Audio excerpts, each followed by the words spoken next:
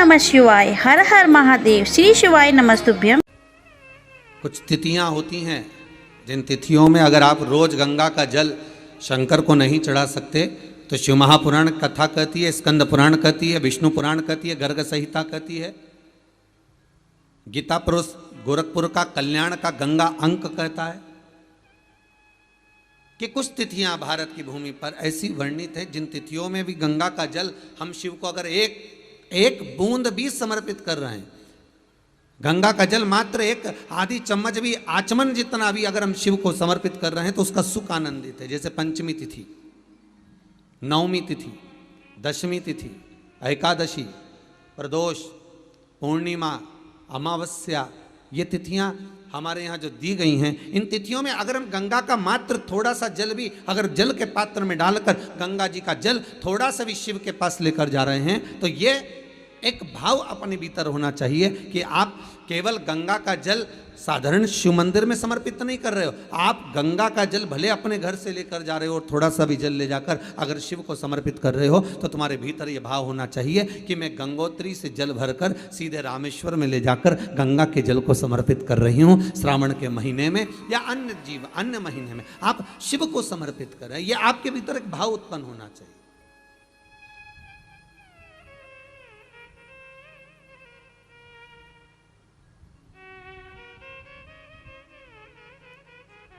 एक बड़ा सुंदर संवाद है महाराज।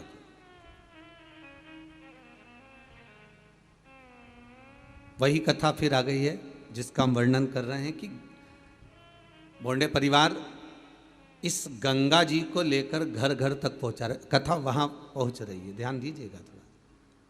वहां गौमुख से निकली, गंगोत्री से निकली, चलते चलते चलते चलते वो गंगा सागर तक पहुंची है। हरिद्वार, ऋषिकेश, प्रयागराज सब जगह से निकलती हुई चली गई है, पर केवल वहीं तक नहीं, जन जन तक।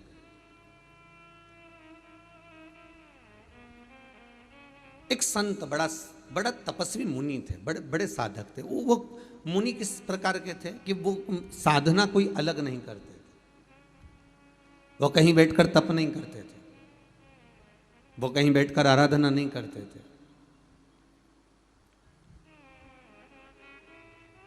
तो फिर गुरुदेव आप कह रहे हो कि मुनि है, तपस्वी है, साधक है, उपासक है, और आप एक तरफ से कह रहे हो कि ना तो वो तप कर रहा है, ना वो साधना कर रहा है, ना बैठकर कोई यज्ञ कर रहा है, ना कोई बैठकर अनुष्ठान कर रहा है, फिर मुनि साधक उपासक कैसे हो गया?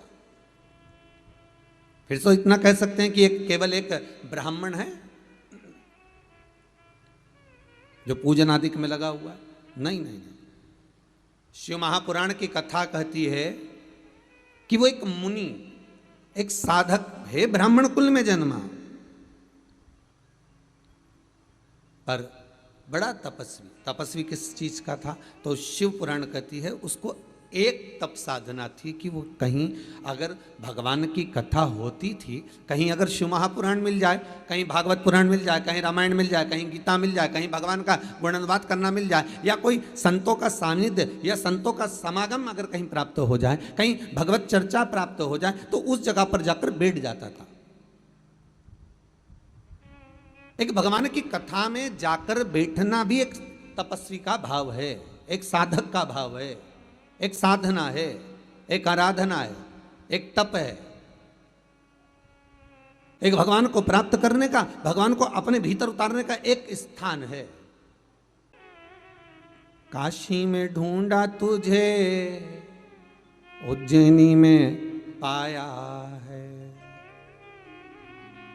शिव पुराण के पन्नों में भोलेनाथ का ठिकाना है। ढूंढो उसको।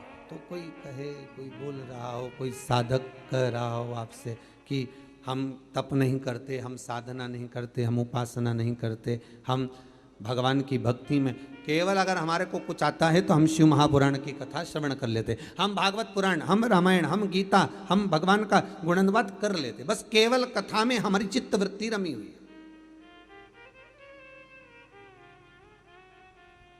और आपका दिल, आपका हृदय, आपकी चित्त, आपकी वृत्ति, आपका मन अगर कथा में लगा हुआ है ना, तो समझ लेना आप मुनि हो, आप तपस्वी हो, आप साधक हो, आप उपासक हो।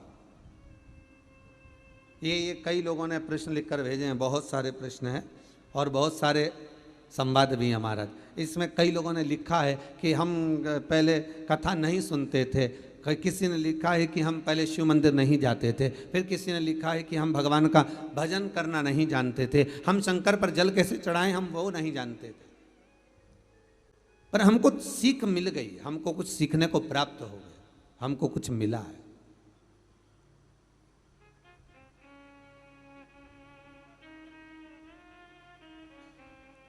हमको कुछ मिल गया उससे, शिव महापुराण से हमको कुछ प्राप्त हो गया और ऐसा प्राप्त हुआ है, ऐसा सुख प्राप्त हुआ है, ऐसा आनंद प्राप्त हुआ है कि वो फिर हमारी हृदय में, हमारी चित्त में, हमारी वृत्ति में वो समा गया, वो हमारे भीतर उतर गया। वो मुनि नहीं है, वो तपस्वी नहीं है। ना उसने बैठकर कोई साधना करी है, ना उसने बैठकर कोई तप करा है, ना उसने बैठकर कोई साधना करी, ना तप करा, ना साध्या, कुछ भी नहीं करा, फिर भी उसको मुनि कहा गया, फिर भी उसको तपस्वी कहा गया, फिर भी उसको साधक कहा गया। कारण क्या था? बस एक कारण था कि जहां कथा होती थी वहां चले जाता था।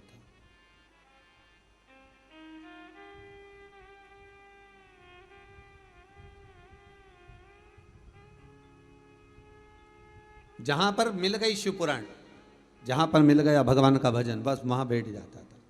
और एक नहीं, आप सब भी जितने आस्था चैनल के माध्यम से कथा श्रवण कर रहे हो ना, जितना फेसबुक यूट्यूब पर आप लोग कथा को सुन रहे हो, आपको साधुवाद दूंगा, आप भी किसी तपस्वी से कम नहीं हो, आप भी किसी साधक से कम नहीं हो, आप भी किसी उपासक से कम नहीं हो।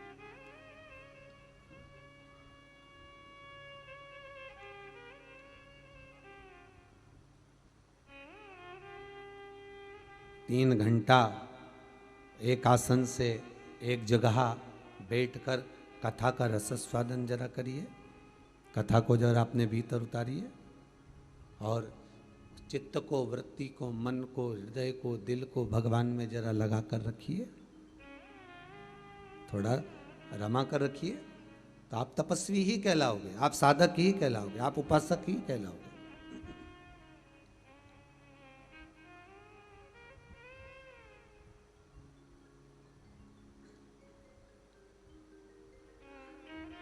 आपकी उपासना हो गई। वो ब्राह्मण केवल मुनि का जो वेश रखता है और भगवत की चर्चा में, भगवान के स्मरण में डूबा रहता।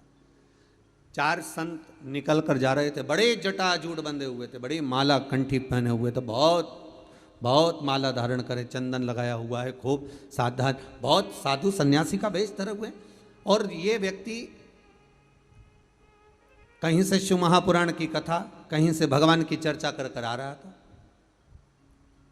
और इसके पास में वो जो जाने वाले व्यक्ति थे, उन्होंने, चार संतों ने आकर पूछ लिया, भैया, ओ भैया, तुम मुनि के वेश में लग रहे हो, तुम तपस्वी के वेश में लग रहे हो, वस्त्र भी तुम तपस्वी ऐसा धारण कर कर रखे हो, पर एक मन में एक प्रश्न है, हम यहां से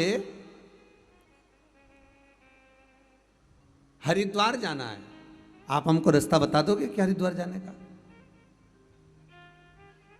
उसने पूछा, काहे के लिए जाना है? अरे गंगा का स्नान करने जाना है हमको। अच्छा अच्छा अच्छा, गंगा स्नान के लिए जा रहे हो? हाँ, चले जाओ, यहाँ यहाँ हमको देखो, हम जानते तो नहीं हैं, तो आप इस गांव के नहीं हो क्या? हम गांव के ही हैं। कितने साल हो गए गांव में रहते रहते? लगभग हमको हो गए 50 साल 100 साल। हमारे दादा वगैरह भी यहीं रहते थे, पर हम जब पैदा हुए, हमारी उम्र हमारी 50 साल की हो गई, हम कितने साल से रह रहे हैं। अच्छा ठीक है, तो तुम्हें यह नहीं मालूम कि हरिद्वार का रास्ता कौन सा है? गंगा किधर है आपको मालूम नहीं है क्या? उसने हाथ जोड़कर कहा, भैया देखो, बात इतनी सी है कि मैं गंगा माता को नमन करता हूं, मैं गंगा के चरणों को पावन समझता हूं, मैं गंगा के चरणारविंद का स्मरण करता हूं, मैं गंगा जी को अपने मस्तक पर चढ़ाता हूं। पर सबसे बड़ी बात केवल इतनी सी है कि मैं आज तक गंगा को नहाने के लिए नहीं गया। कितने दूर है यहां से? पूछा, बस मैंने सुना है यहां से 42 किलोमीटर की दूरी पर गंगा जी है। 42 किलोमीटर दूरी पर आना, और तुम कभी नहाने नहीं गए? नहीं नहीं नहीं नहीं, मेरा जाना नहीं हुआ। तो गंगा का रास्ता तो देखा होगा? पता नहीं, पर तो लोग कहते हैं इधर से जाते हैं, लोग कह रहे हैं इधर से जाते हैं। अब मैंने देखा तो है नहीं, मैंने जानता तो नहीं। अच्छा अच्छा, ठीक ठीक ठीक। संतों को आ गया क्रोध। चारों संतों ने मिलकर एक साथ कहा, कैसा मूर्ख है, कितना पागल व्यक्ति है। 42 किलोमीटर दूर गंगा जी विराज रही है, 42 किलोमीटर दूर गंगा विराजमान है, और 42 किलोमीटर दूर ये आज तक गंगा नहाने नहीं गया, तो इसके बराबर पापी कौन होगा?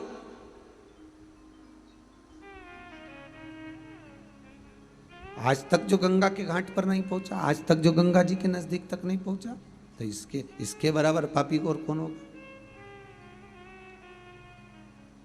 चारों ने कह दिया, तेरे जैसे पापी का हमने कहाँ मुख देख लिया, कहाँ हमने मुंह देखा, तेरे जैसे पापी का कहाँ हमने मुख देख लिया, कहाँ मुख देखा। चारों हर गंगे हर गंगे हर गंगे कहते कहते गंगा जी के घाट पर हरिद्वार के उधर जाने लगे, गंगा को ढूंढने के लिए, गंगा को पाने के लिए जा रहे हैं। चारों जब चले, हरिद्वार पहुंच गए। किसी से पूछा यहां हरिद्वार है? हाँ ये हरिद्वार है, पर यहां गंगा जी तो दिख नहीं रही है,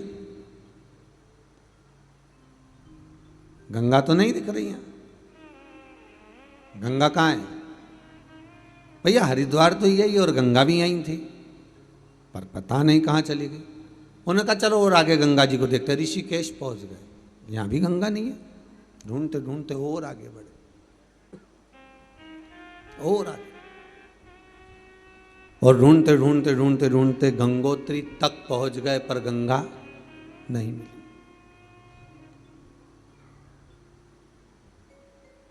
गंगोत्री में जाकर इन्होंने किसी तपस्वी से पूछा, यहां गंगा है? हाँ ये गंगोत्री है, ये गंगोत्री, और यहां तो गंगा रहती है, तो हमें तो गंगा दिख नहीं रही है, कहीं गंगा नजर आ नहीं रही है। फिर गंगा गई कहां? पता नहीं। तपस्वी से पूछा कि गंगा कहां है, तो तपस्वी बोलते गंगा तो यहीं है, पर हमको लगता है कि तुम चार संतों ने ज्ञान गंगा का अपमान कर दिया, किसी मुनि का, तपस्वी का, साधक का, उपासक का तुम अपमान कर कर आए, और उस तपस्वी का तुमने जो अपमान करा है, उस मुनि का जो तुमने अपमान करा है, उस मुनि के अपमान के तहत तुमको गंगा का दर्शन नहीं मिल रहा। बहुत ध्यान देना महाराज, ये शिव ज्ञान गंगा है, और वो अविरल बहने वाली विष्णुपदी भागीरथी एक गंगा वो है। एक ये ज्ञान गंगा है, और एक भागीरथी विष्णुपदी एक वो गंगा है।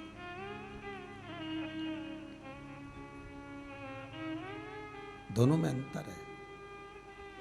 कभी आपके भीतर ये गम नहीं होना चाहिए, कभी आपके भीतर ये भाव नहीं उत्पन्न होना चाहिए कि मैं गंगा नहीं गया। अगर जो शिव महापुराण की कथा में रमे हुए हैं ना, जो शंकर की कथा को रोज प्रतिदिन श्रवण कर रहे हैं, भगवान की भक्ति को जो धारण कर रहे हैं, भगवान की कथा को जो नित्य श्रवण कर रहे हैं, उनके भीतर ये भाव जागृत होना चाहिए कि गंगा मेरे से दूर नहीं, गंगा मेरे करीब में है।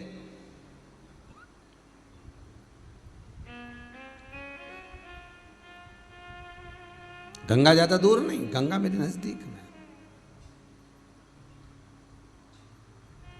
अब क्या करा जाए? तो कहा उस मुनि के पास जाओ। चारों संत मुनि को ढूंढते ढूंढते पहुंचे। कथा में बैठा हुआ था, कहीं शिव महापुराण, कहीं सत्संग, कहीं भजन, कहीं कीर्तन, कहीं स्मरण, कहीं नाम जाप, कहीं मंत्र जाप में डूबा हुआ था। गया, चारों मुनियों ने, संतों ने उसके चरण पकड़ लिए। हमसे गलती हो गई, हमने तुम्हें अपमान कर दिया, हमने तुम्हारा अपमान कर दिया, हमसे गलती हो गई। गुरु शिव महापुराण में एक बात कही थी आप कितनी भी गलती कर रहे हो, आप क्या शब्दों का संबोधन कर रहे हो, आप क्या बोल रहे हो, ये मतलब नहीं है। सबसे मूल ये है कि आप अगर कोई गलती को कर दिए हो तो सबसे पहला संबोधन आपके मुख से निकलना चाहिए क्षमा, सॉरी।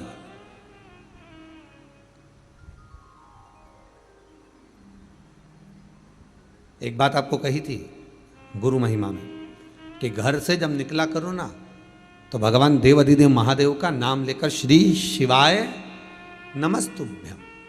घर से जब निकलो, कोई कार्य के लिए जा रहे हो तो आप श्री शिवाय नमस्तुभ्यम का स्मरण कर कर जाइए। आप किसी काम के लिए आगे बढ़ रहे हो, श्री शिवाय नमस्तुभ्यम का स्मरण कर कर जाइए। जिस समय आपके मुख से श्री शिवाय नमस्तुभ्यम का स्मरण हो जाए, या शिवलिंग का स्पर्श हो जाए, या शंकर का अनुमोदन कर कर ओम नमः शिवाय बोलकर, या राम बोलकर, कृष्ण बोलकर, शिव बोलकर, आपके भीतर जो रमा हुआ है, आप राम को मानते हैं आप राम को माने, हम मना नहीं करेंगे। आप कृष्ण को माने तो कृष्ण को माने, हम मना नहीं करेंगे। आपका दिल जिससे लगे, आपका चित्त वृत्ति जिससे लगे। अरे मन कर रहा है तुम्हारा चाउमीन खाने का और कोई तुमको पानी पतासा खिला दे तो नहीं, हम तो आपको पानी पतासा ही खिलाएंगे चाहे कुछ भी हो जाए। हम चाउमीन वाउमीन नहीं खिलाएंगे, बस बात खत्म तो खत्म। आपका मन हो तो खाइए। तो आपके मन में क्या होगा बताओ? बड़ी मुश्किल से तो होटल लेके गए हैं, मैं 3 दिन से प्राण खा रही है ना कि चलो चलो होटल, चलो चलो भोजन करेंगे, चलो चलो, और लेके भी आए तो अब अपने हमारे मन का ना खिला रहे। और मालूम पड़े पानी पतासा खिला, वो गुपचुप, वो गोलगप्पे कितने खिलाए तो के इसको बस केवल 4 दे देना हो, केवल 4, ओनली 4, इससे ज़्यादा नहीं। अब उसके मन में आया, बताओ इतनी दूर लेकर आया, एक तो इतनी दूर लेकर आया, होटल में लाया, भोजन कराता, कोई अच्छा जो सामग्री वो खिलाता, पर केवल होटल वाले से इसको 4 गोलगप्पा देना बस, इससे ज़्यादा मत दे। और पत्नी ने कहा कि तुम 4 ही क्यों खिला रहे हो? तो पति बोला एक तेरी बचपन का, एक जवानी का, एक देहड़ी का और एक बुढ़ापे का, खत्म काम, एक कई बार में 4 में निपटा दिया, केवल 4। अब हम आपसे कह दें कि आप शंकर का भजन करो, हम आपसे कह दें आप शिव का स्मरण करो, और आपका दिल कृष्ण में लगा हो, आपका दिल राम में लगा हो, आपका दिल भवानी में लगा हो, हम मना नहीं करेंगे। आपका दिल, आपकी चित्त, आपकी वृत्ति जिस समय लगी हो,